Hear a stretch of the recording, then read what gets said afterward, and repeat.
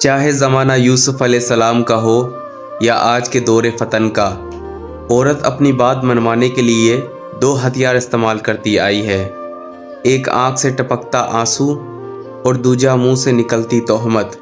عورت کتنی ہی عبادت گزار یا سفید پوش کیوں نہ ہو، وقت آنے پر اس نے مرد کے خلاف یہی دو ہتھیار استعمال کیے اور آج تک کرتی آئی ہے، جبکہ تاریخ گواہ رہی ہے کہ آنسوؤں میں چھپا ناٹک دیر تک نہیں چھپتا، اور تہمت دینے والی کو کوئی کچھ نہ بھی بولے مگر دل سے عزت نہیں دے گا۔ ابن آدم۔